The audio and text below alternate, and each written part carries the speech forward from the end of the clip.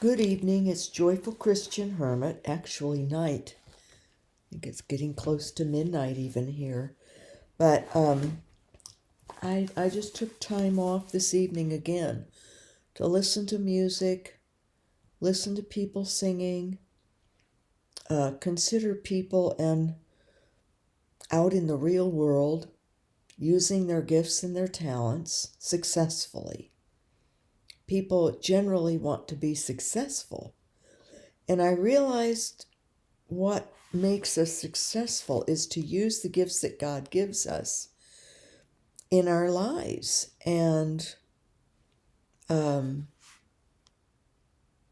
gives a great sense of oneness with God, really. It's not just an accomplishment or the success of it. It's what it makes us feel within our hearts and within our souls, which contain our will and our intellect.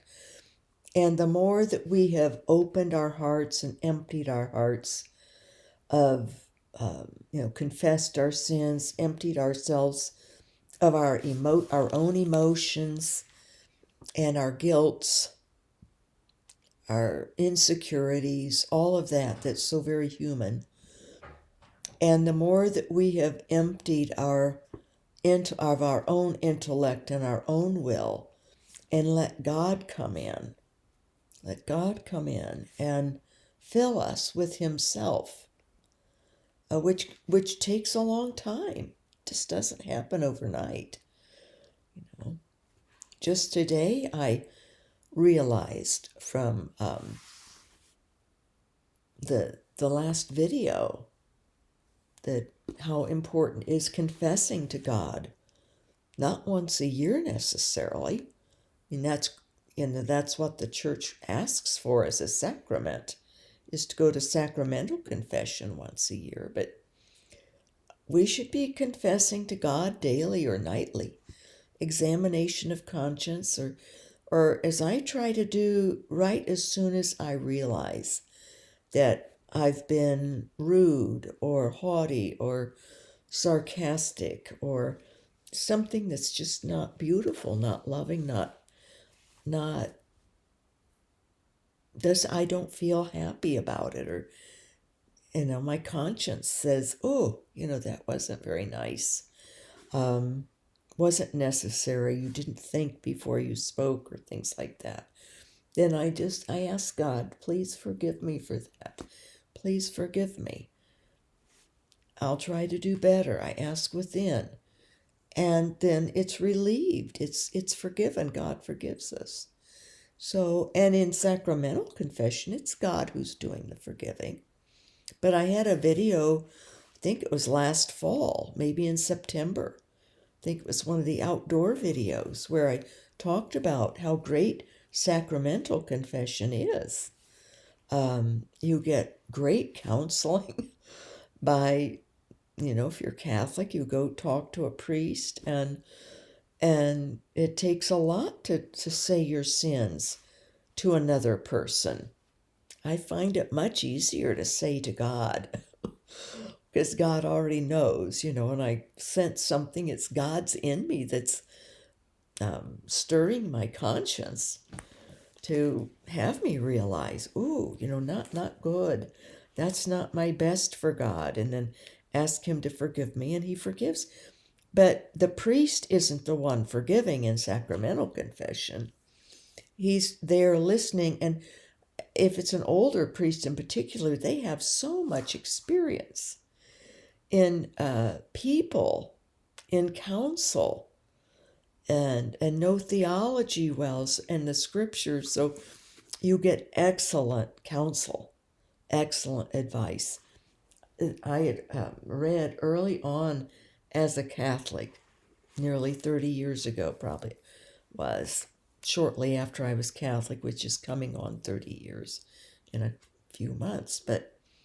And my lesson started the end of March. So I think it was the 29th I had my first appointment, 29th of March in 1995. So, but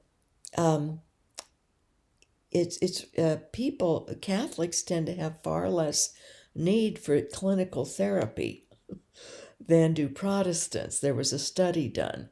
Those who went to confession, that is, those who went to confession, because they receive counseling with the priest. Excellent counseling, actually. I've always had excellent counseling on just about any issue or topic, and they're very peaceful, very understanding souls. These men are very understanding and fatherly. They have taken on that role in their vocation, to be a father of their flock, shepherd of their flock, to look out for all of us. So that's a very wonderful part. And even if, they would be on my case, not liking what I would see, or knowing that I had these insights and things, they were a little bit bothered, but it never interfered with confession. They're very professional. And all the priests that I knew were trying their best with their vocation, the ones that I went to confession to. I don't know about a couple of them that I, didn't return to Mass after talking to my spiritual father, because they weren't plugged into their vocation. Just a couple out of so many. But, obviously, if there's someone that's has lost his vocation, like Teresa of Avila said, you don't go to those. Better to not have a spiritual director or go to a priest if it's a bad one. You want to go to one that, and the bulk of them are rare are the bad ones, the really bad ones. So who maybe got into it not genuinely, not sincerely, not really a call from God, but for other reasons, for themselves or as covers for something. So here's this. I'm not going to read all of it, but I opened up this book just a little bit ago, but after I'd spent time just enjoying watching real normal people out there living their lives and using their gifts, their talents. And then lo and behold, a viewer left a comment during that time period, and she uses her gifts and talents and comes to great joy and a very deep spiritual oneness with God, I'm sure. I asked her, is this happening? Because it's love. It's not so much the gifts that we have that bring it, but it's our using them for God and for others, to use our gifts and our talents to share with other people, with God above. Most of all, in love, give it back to Him, offer our gifts and talents back, and then to others. And it's the love that brings so much joy to other people and to us. The love that comes with the gifts that God has given us. He gives us these gifts in love. And they're things that we don't even remember, probably given to us before birth, that we don't have any recollection of. How did we get this? People say I was born with this or something. But I started thinking, I always thought my gift was writing. But I think it's love of God. I love God so much. And I think that's what brings me the peace. And that's why temporal things don't.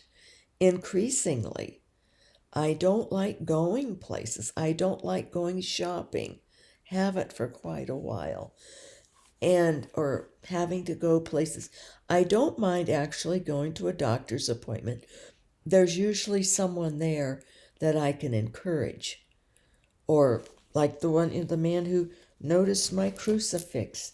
And then we had a lovely conversation about God and about the church and Mass. He loves the Mass. So that's, I think, what it is. But I know that my gift, the temporal gift, the one I best is writing. And so I really am wondering if I ought to be writing. We'll see, because I don't know if most viewers are as intent on my quest to discern and live the holy narrow pathway, to prepare myself for God as best I can, so that he can sanctify me if he wills to do so sometime. But I have a lot ahead. I'm seeing more and more. God's been showing me daily the last 3 or 4 days of what I need to be doing. Emptying my heart so it's opened up to him, opening it up to God, and getting out of my heart my emotions, getting out of my feelings, things that are negative or not peaceful, or guilt, or from sins. Get rid of all these things as they pop up in me. Just get rid of them. Ask God's forgiveness. But John Woo, since he was Chinese and a convert then, as an adult he converted, but he shares with us about Confucius, who was a very great man on earth, had a very great life. He lived to be 72. Shortly before his death, Confucius summed up the progress of his life in these words. At 15, he says, I set my heart upon the pursuit of wisdom. See, he was serious, a serious thinking person, and, spiritual. At 30, I stood firm.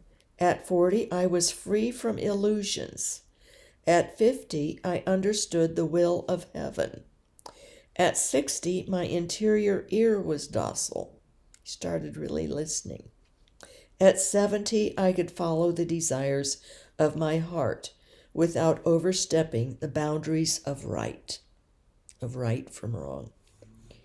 So he'd completed his first stage at age 30, that of what he wanted to pursue and standing firm in that. And I can sort of relate. I just don't know if others do so much. I don't know if what I'm sharing of the things that I find very important for my spiritual growth and for what I need to learn, if it'll be of that much interest to others. So I have to be considerate of time, but most of all God's will, of course. But whether doing the reading and then just writing to God, and maybe other people would want to read it, I don't know. I have binders of stuff that will go into a dumpster if I don't find a place to send it before I die. But if anybody would ever want to read it, see. And then at ages 50, around 50, he gave himself a strict discipline in the exercise of moral virtues and in purification from delusions and erroneous ways of thinking that led him to the understanding of the will of heaven. From 50 on, he grew more and more docile and responsive to the subtle ways of divine providence. See, Dr. Wu is taking Confucius's life and applying it to how it would be if Christ, with Christ leading us in divinity, with divinity.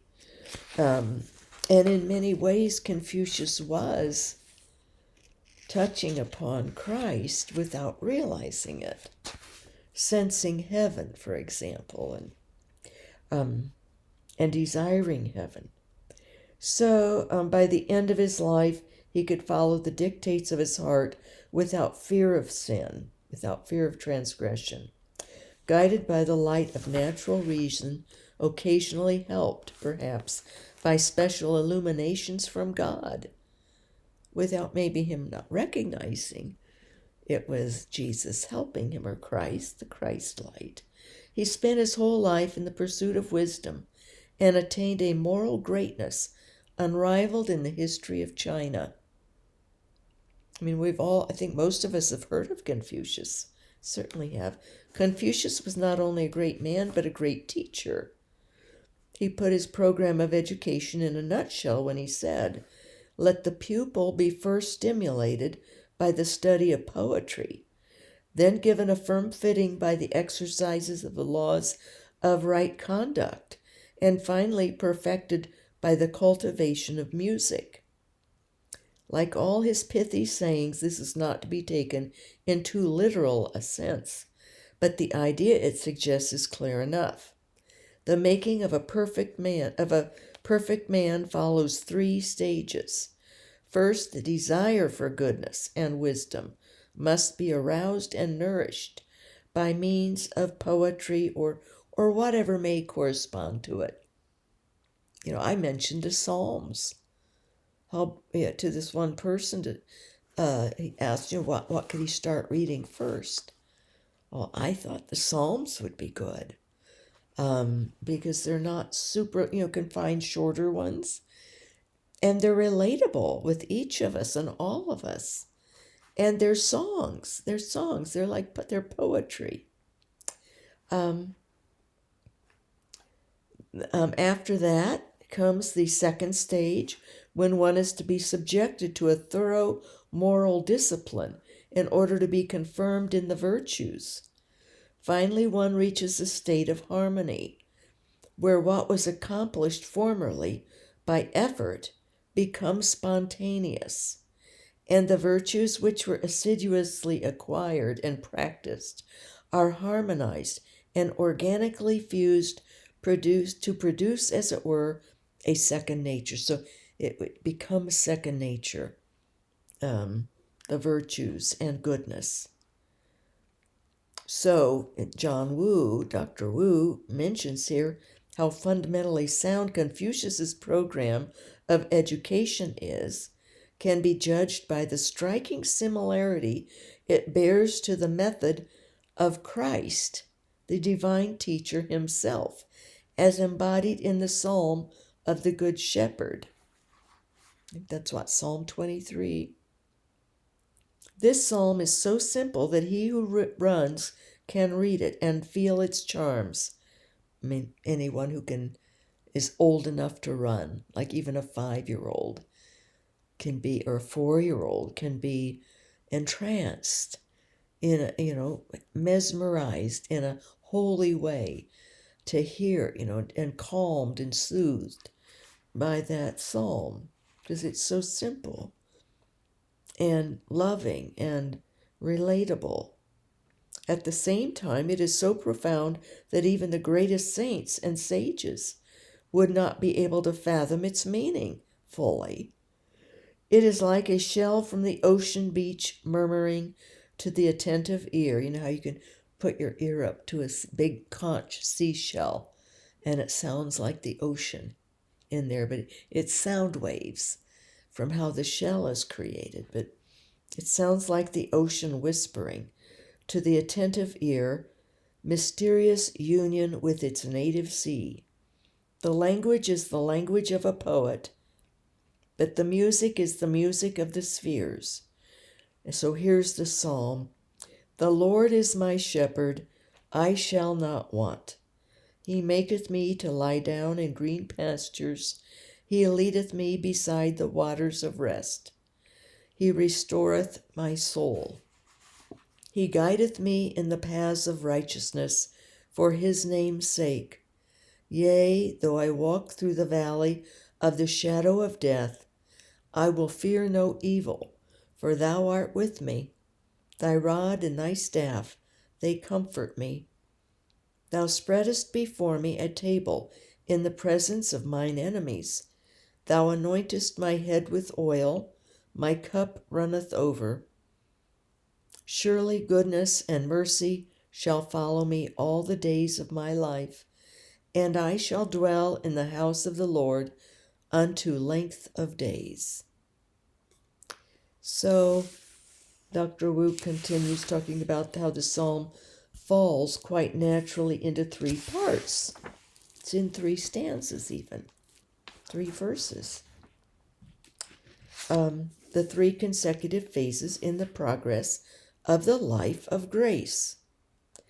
There runs through them all the love of God, in whom we live and move and have our being. That's from Acts. There is really only one way, the way of love, which is the bond of perfection. But it is equally clear that the way has 3 stages, as pictured in the 3 stanzas.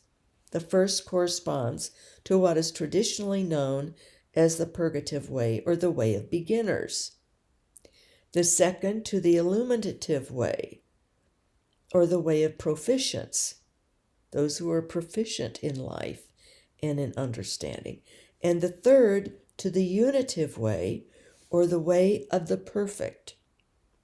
They also recall to mind the 3 successive biddings Christ gave to St. Peter before his ascension. Feed my lambs. And we do that. We help people when they're young or when they are new at something. We feed them. We try to help them. Shepherd my sheep. Take care,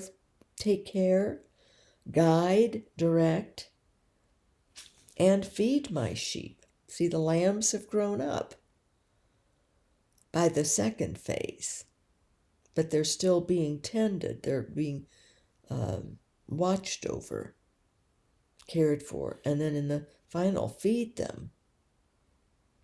Feed them God. Feed them of God, the sheep, the us adults, as we are matured in our spiritual lives.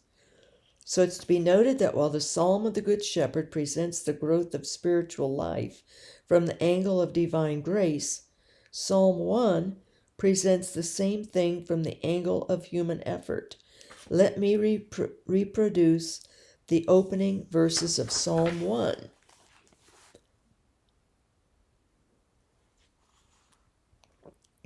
Blessed is the man who follows not the counsel of the ungodly, nor walks in the ways of sinners, nor sits in the company of the scornful. But his heart is in the law of the Lord, and on his law he meditates day and night. And he shall be like a tree, which is planted near the running waters, which shall bring forth its fruit in due season. And his leaf shall not fall off, and all whatsoever he shall do shall prosper. So the Holy Scriptures form a seamless tunic whose folds fit into one another perfectly. As the Holy Spirit is their author, we must invoke God in order to get at their hidden meanings. For as St. Paul says, the Spirit searches all things, yea, the deep things of God. It is only by combining spiritual with spiritual that we can arrive at the truth, and it is only with the mind of Christ that we understand the mind of God. Many psalms chart out the courses of our spiritual progress under the figures of pilgrimage. To give just one example is Psalm 63 or Psalm 83. Blessed is the man whose help is from God, when he has pilgrimages in his heart. We can go on pilgrimages in our heart. Passing across a parched valley, they shall make it a source of wells, and the first rain shall clothe it with blessings. 3rd stanza, they shall go from strength to strength. They shall see the God of gods in Zion. Does this not present beautifully the budding, the flowering, and the ripening of love? Christ has summed up the 3 stages of our spiritual life in words at once simple and profound. Ask, and it shall be given you. Seek, and you shall find. Knock, and it shall be opened to you. We ask for graces and gifts, and even for our daily bread. so that we may be provided for in our journey of life. And these things will be given to us, inasmuch as they are necessary means to enable us to reach our destination. So God will give us what we need. He won't give us everything all at once, or he won't give us things that we don't need. And that includes mystical experiences and phenomenon. If we don't need them, if we can grasp without needing them, he won't give them. If he has to sort of give us a shock, and he knows the truth, he knows what we need. We may think we need a shock and hope to have some kind of strange mystical event, just to experience it even sometimes. I had a good friend say how envious he had become. He says, I admit it, with my having ecstasies. He says, I so wanted to experience what you were experiencing. But he said, after I realized all the hell you've been put through, he says, I wouldn't want it. I couldn't take it. I couldn't take how you've been treated. Well, and he had a wife and children. What a horrible thing for their father to be run out of their parish or something. So, because he had ecstasies at Mass, or other kids would have teased their children, or maybe parents wouldn't want them to play with them. You never know how people react.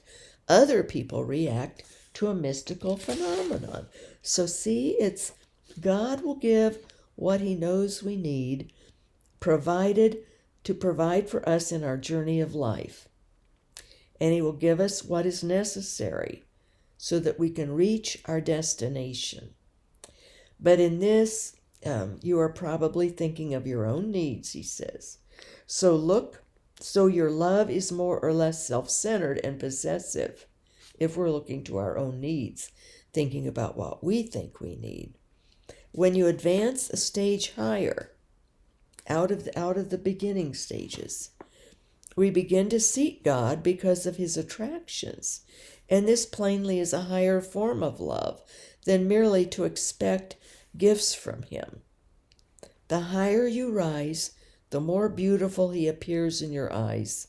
Then comes a point when you are so enamored of God that you cannot help knocking at the door of his inner chamber in order that you may be united with him forever. See, that's the unitive phase. When it will be open to you depends upon his good pleasure. But knock you must. We must keep knocking.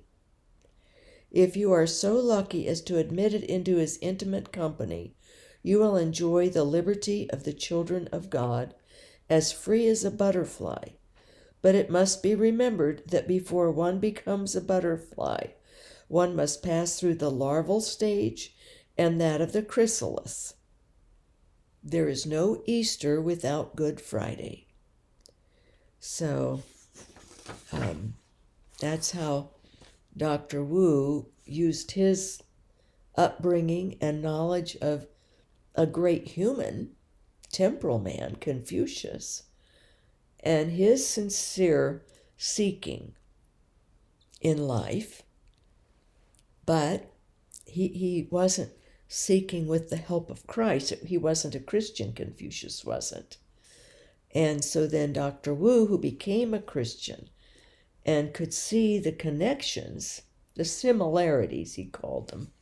They were just similarities, though, but good ones, And but then Dr. Wu could express it as a Christian, since he's a Christian, and he attained to higher levels. He passed through phases in his life, in his Christian life, to where I think he had experience of God in God's inner chamber. That's why he's interested in writing about it.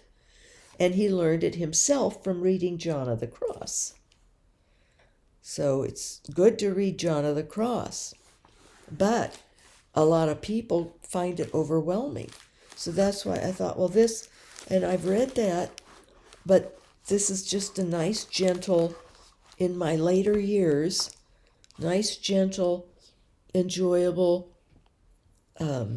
explanation and reminder of John of the Cross's Three Ways of the Spiritual Life from Dr. Wu. So, hope you enjoyed that. I thought it was lovely. And I know God is telling me, for me, I love the church. I love the Mass. But there's temporal in the church. And that isn't settling with me. That's not where my heart sings anymore. I've gone through phases from when I was first Catholic and loved all that. And everything I could learn and all the temporal and tangible things. And that's why I'm sorry, but my interest, like in the saints, is for how they progressed through the three ways of the spiritual life to come to union with God. Because I want to have union with God. And maybe we already have some bits and pieces of union at times. I want more. That's it when we're touched by God, even in early phases. We become more and more in love. And then when we become extremely in love, these other things, the temporal things, who they decide who's going to be a saint or not, or all of that, it just seems like a weight to me. But the saints themselves, glory be, they've achieved that God sanctified them. Hopefully, usually seems so. But I like it just leaving it with God sanctifying people and not having all this temporal years or months or however long they want to take, and all these protocols and the costs and the simple. I just thought God had a good thing, and the people did in the first 10 centuries of knowing the people around them and knowing who was a saint. I know people from my childhood who I look back and I realize these older people, they're saints. Roxy LaForge, I've mentioned her before in other videos. I think Anna Mae Wakefield, my neighbor, very spiritual and purposeful and lovely. Juanita, my dear friend Juanita, my mom's friend, they taught together. I was very, very close with her, really bonded with Juanita. And ashamedly, I did not see her a lot in the nursing home. And I do feel terrible about that. It was a situation with a couple of women who had sort of taken her over. She had quite a bit of money. And and I just didn't want to be part of that or battle with it. They were like blocking access to Juanita. And I knew that she would understand once she got to heaven and what the situation was. And also, it was very painful that my mother, it was a terrible thing, how she was treated toward the very end of her life, last few days even. So it was hard for me to go back into that nursing home. Also, I wasn't evolved enough to deal with the suffering my mother went through and me with her.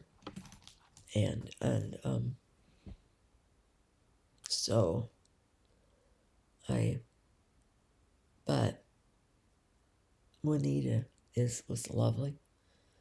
My mom sanctified, pretty sure. My dad also. My grandmother definitely. God doesn't send people back with messages to us if they're not pretty far up the stairway to heaven or in heaven. So God bless his real presence in us. And feel free to leave comments, and feel free for, to drop off if you don't want to listen to the videos. Because my quest is not only to discover the holy narrow pathway, but to live it, but also to share it for those who want. But it's not necessarily going to be all that exciting. And it's going to involve effort and sacrifices and things. So, but also joys. Like tonight, I just loved watching normal people using their talents on different programs, and the joy that they had of finally having other people enjoy what they were offering of their talents. And I thought, how lovely was that? And it's God that they were enjoying, because God's the one that gives us our talents and our gifts. And everybody has them. You may think not. They're not all in poetry or music or fine art or, sports or things, or being a computer genius or things like that, or an excellent journalist. Those are my 3 children. They're very good at those. And the one's also a gifted teacher, who's the athlete. Well, no, my other daughter was an athlete too. Ironically, my son was music. He wasn't. He didn't like contact sports and things, but he's a big guy. He's, all guy, but he liked music and writing and journalism and investigative reporting. He liked to find, hopefully he didn't get it from me, but he would scout out wrongs and then write about them, or do productions for big news companies. I don't think he's doing so much investigative now, but exposing things that can harm people, even warnings. CBS and NBC would have programs that would have sections of them, like the Today Show he was with and for a while, and did that, and different warnings of products or situations out there in the world for people to be wary of and not get injured or have bad things scammed or things like that. So, but it's, when they find where they belong, find what is their innate gift that God gives you. There's a peace, there's a joy and a happiness. And it's extra much so when you're able to use it. Use that gift. And with others. See, to have others even enjoy it also is a great thrill. And I think that relates with how God says, love God above all things. Love God most of all. Next, love others as yourself then. Love ourselves, but love others. We're loving God and giving to others our God-given gifts. And then that love that others have, enjoy of our giving, of what God's given us, comes back and blesses us then. Then we feel that peace and that love of having expressed what God gave us to others, and they enjoyed it. They recognized and loved it also. That's love. That's how that's sort of the three ways too, in a small little microcosm, and the living out of that scripture, the greatest commandment, and how it is that we get love then from the love that others are enjoying, of the love that we have from God. So have a beautiful rest of your evening, or some of you are starting a new day right now. See if I can get this loaded up.